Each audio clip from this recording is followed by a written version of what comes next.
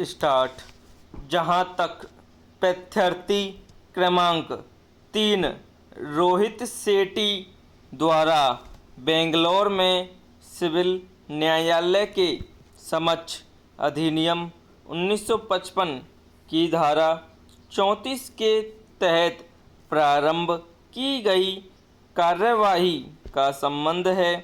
विद्वान अधिवक्ता श्री मुंशी का कहना है कि प्रत्यर्थी क्रमांक 1 और 2 ने अधिनियम की धारा 34 के तहत एक आवेदन जो अधिनियम की धारा 42 के अर्थ में एक अनुवर्ती आवेदन है, 3/3/2016 को देवास न्यायालय के समक्ष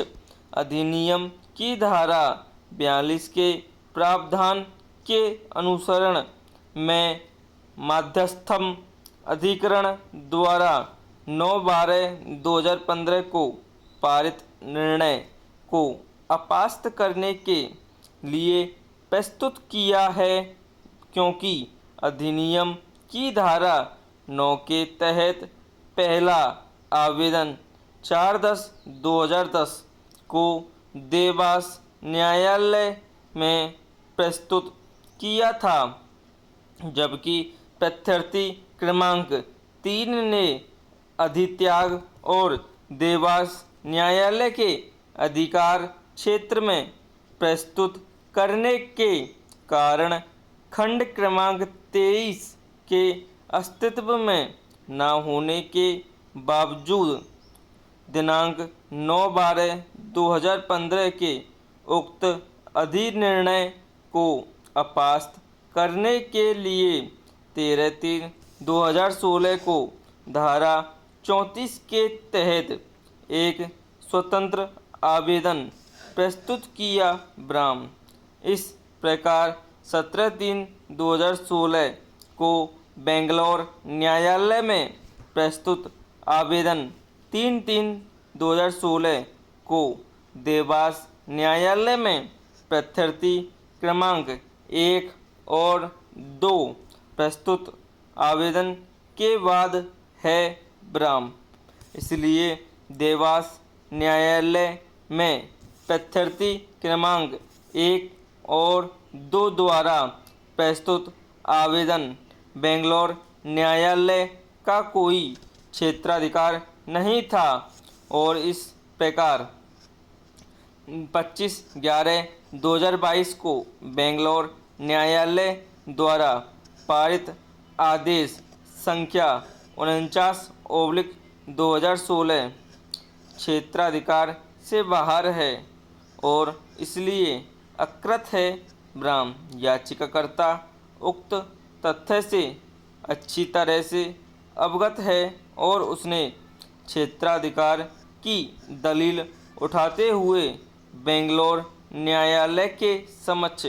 कोई आपत्ति नहीं उठाई। ब्राह्म इसलिए बेंगलोर न्यायालय द्वारा पारित कोई भी आदेश जिसका कोई अधिकार क्षेत्र नहीं है, वास्तविक अकृत और प्रत्यर्थी के लिए बाध्यकारी नहीं है। ब्राह्म इसलिए उपरोक्त को ध्यान में रखते हुए विद्वान न्यायालय ने याचिकाकर्ता द्वारा प्रस्तुत आवेदन को सही खारिज किया है और सिविल पुनरीक्षण खारिज करने योग्य है। ब्राह्म तथापि श्री मुंशी विद्वान अधिवक्ता ने इस उत्तर को आसानी से टाल दिया कि क्या प्रत्यर्थी क्रमांक 1 और 2 क्रमांक 201 का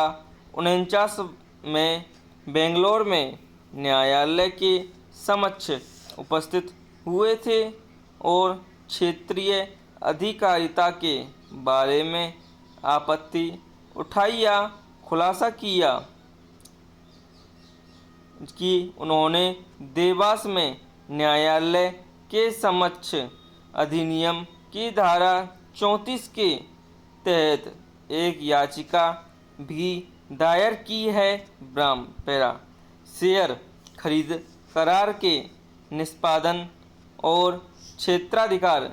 और मध्यस्थता के संबंध में खंड 23 और 24 को